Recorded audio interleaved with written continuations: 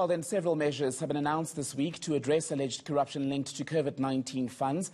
But who is accountable for fighting corruption in the country? Well, Lawson Naidoo, with the Council for the Advancement of the South African Constitution, is proposing a single agency model. Lawson joins us now by Skype from Cape Town to talk more about this idea. A single agency model, Lawson, how exactly would it work? Good afternoon, Thembekile. Thank you very much. This is an idea that we've been advocating for some time now, from 2011, in fact. And, there are examples of single agency models in other parts of the world. And it would have a three-pronged focus of enforcement, which includes investigations and prosecutions, public education, as well as responsibility for implementing preventative measures within government departments and state entities to prevent corruption from occurring, to have transparency in all procurement matters and the like.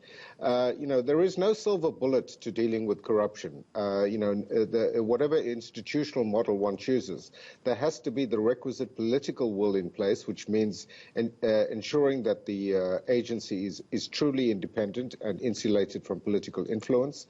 And secondly, that it has adequate resources to be able to do the job that is required. So, we've been saying for a long time that corruption has reached such endemic levels in South Africa that we need to change the architecture of the institutions that are there to combat corruption. The existing ones have clearly failed, and the various initiatives that we've heard this week are really, knee-jerk reactions to a crisis that is now unraveling within the country. But Lawson, how would you, with a single agency, get around the threat or the potential of an over-centralization of power as far as those who'd be leading such an agency, and a possible increased risk of capture if you do happen to have, let's say, one or two people at the helm who are linked to whatever political faction, as we've seen in the past?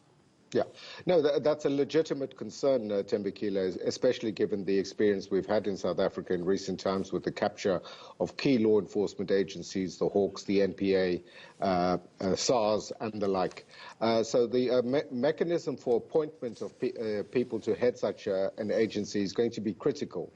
It's got to be done through a process that is credible, and perhaps some structure akin to the Judicial Service Commission, a multi-stakeholder body of respected people would need to ensure that, or make the appointments to such a commission and ensure that there is proper oversight over its functioning. Its independence must not be an excuse for it to not be accountable.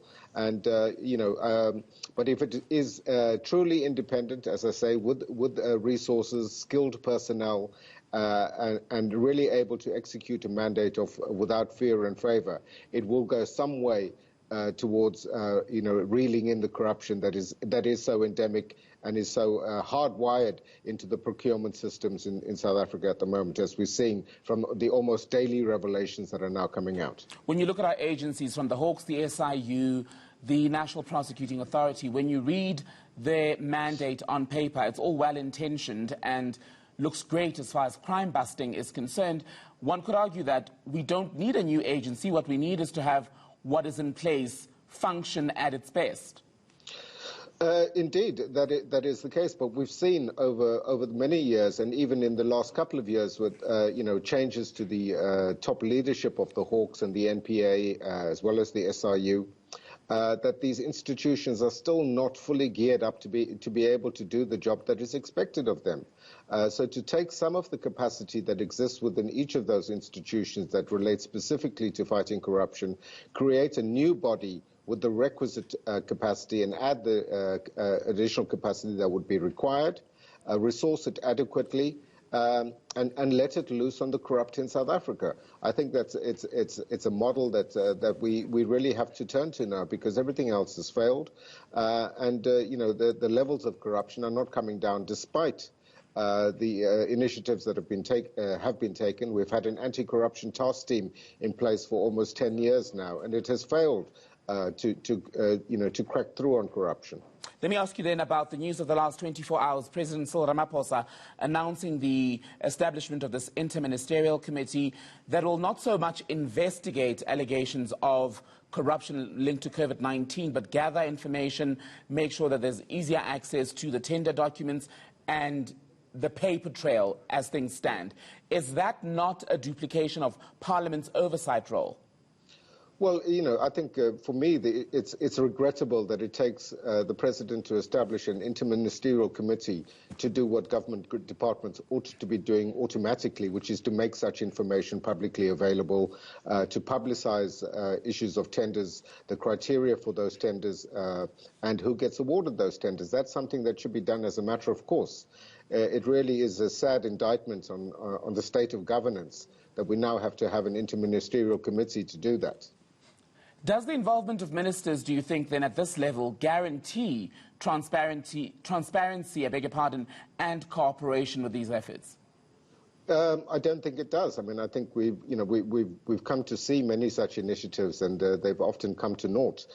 So, unless the investigative bodies go in there and make sure that this information is brought to light, that where there have been transgressions in procurement policies, those implicated, as the two officials in Gauteng have been fingered today, are actually, identified and brought to book. So ultimately, we need the transparency. Whether this interministerial committee is going to deliver that, I don't know.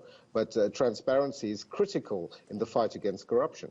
I want to ask you about conflict of interest, because this came up, I remember, in the conversations we've been having around Kusala Diko, the president's spokesperson, and her husband, Thandi Sizwe, where in that interview that he did with ENCA, for example, he did not seem to understand why it would appear improper at the most basic of levels to have the spouse of someone who's married to Ms. Diko's, someone like Kusala Diko's role in the government. You also have Ace Magashule this week speaking to our political editor, Vuyomvoko, asking why it is that people think it's wrong for people in government's loved ones to do business with the state. Is it that people genuinely don't understand the conflict of interest concept, or are they deliberately ignoring it? Well, there might be different reasons or excuses for different people to say things like that.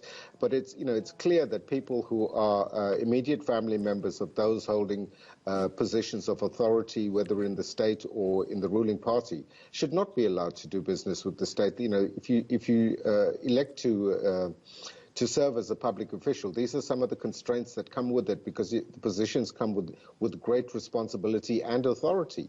And it is not uncommon for conflict of interest provisions to apply in such a case. That and it's shocking that the spouse of the president's spokesperson only deemed it necessary after he had submitted a tender for the PPE equipment to realize that there might be a problem. It's something that he should have realized even before entering the thought of submitting a tender, making a submission for such a tender, that it's clearly a conflict of interest, that his spouse occupies a very senior position. And this is something that's, as I say, this anti-corruption body that I'm talking about would be responsible for such public education to make sure that everyone that occupies positions of authority is aware of their responsibilities. Currently, that's clearly not happening, and that's why we have these comments about such a misunderstanding of what conflict of interest means. Lawson Naidoo, you've actually articulated that far more eloquently than I had tried to. Thank you so much for speaking to us this afternoon.